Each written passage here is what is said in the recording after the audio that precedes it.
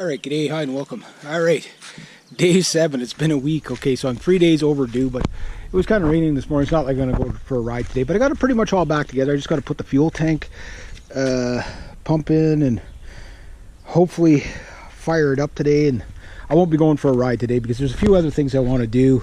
Just clean out, inspect the engine and clean my fairings. So I'll probably do that tonight or tomorrow or whatever.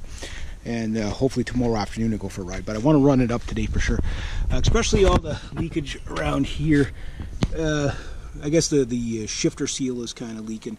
It's not completely blown out, but you can see how gunky that is. So I want to clean all that stuff. And some of it might be just from the chain. Some of it might be from that seal there. I don't know how you would replace that seal. I don't know if you can. I think it's one of those things that you do when you do an engine rebuild, which I'm not willing to do just for that. Everything else looks okay, dirty, whatever. Get all the dirt out of there. Everything went okay. I gotta do something. I don't know where that hose went. It is missing in action, so it was probably taken off the bike at one point, never put back on. Everything seems to be fitted up okay. Hopefully nothing's out of place. And yeah, everything looks good. So what I'm going to do is, here, I'll put my camera down, and I have this on here because of the tank. When I go to put the tank back on, I don't want to scratch it a second time. So I'm going to leave the numbers on these injector ports. Hopefully they don't fall off or anything. You never know. You take things apart, sometimes things happen and you don't want that. So everything's all together. Everything looks good. Hopefully you guys got a good angle. Blew out, there's a freaking butterfly in there. I had to blow out like a whole bunch of butterfly particles out of my airbox. I cleaned the airbox. There was definitely sand on the wrong side, on this side of the airbox. And my hunch is that it's coming in through either this tube here or this long tube here. I don't know exactly where it goes. I don't see where it comes out. It kind of just goes in there and then this appears and I can't see the end of it. This hose here is off of what exactly? I don't know. This comes all the way down to... Well, maybe it's definitely not the hose for there. I don't think it went up over there. So I got a hose hanging here. I don't know where it goes. It's the first time I've seen it. So maybe this goes up on over there or something like that. A fuel spill over. I'll have to I think I have a hunch where this might go, so I'll hook it up onto there and maybe that's where it went. Most likely that's where it went, because on the end of there's a little... But that means whoever took this apart before forgot to put it back on there, so if there's ever a fuel spill, it's spilling right onto my electrics, and I don't like that. So yeah, I'll hook that back up.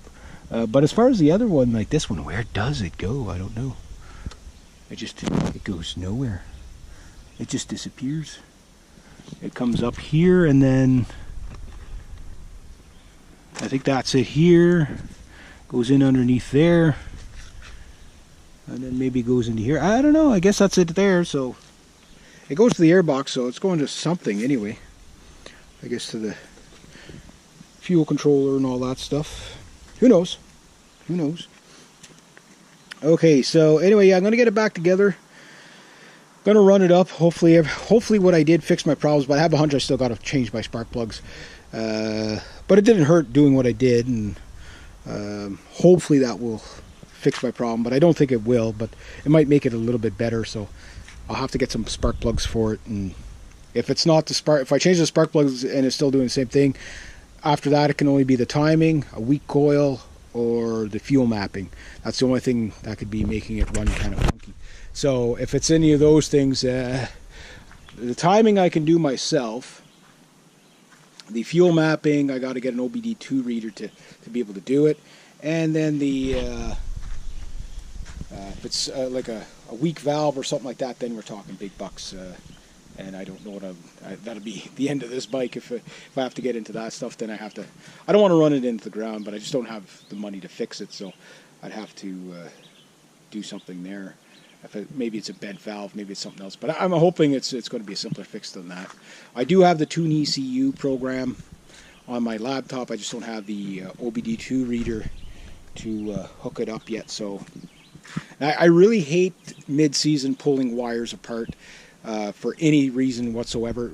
Main reason is that if you do, and it doesn't go back together right, it's just, you know, it chops into your season. I'm already like 7 days into my riding season that I've lost here, and I've only had the bike on the road for 2 months, so it's like, this is the stuff I want to do in the wintertime, not now.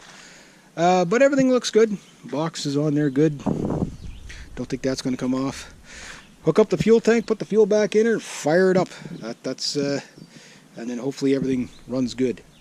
And then clean off a little bit more there, clean up the fairing, and then put everything back, and then hopefully go for a ride tomorrow. All right, there we go.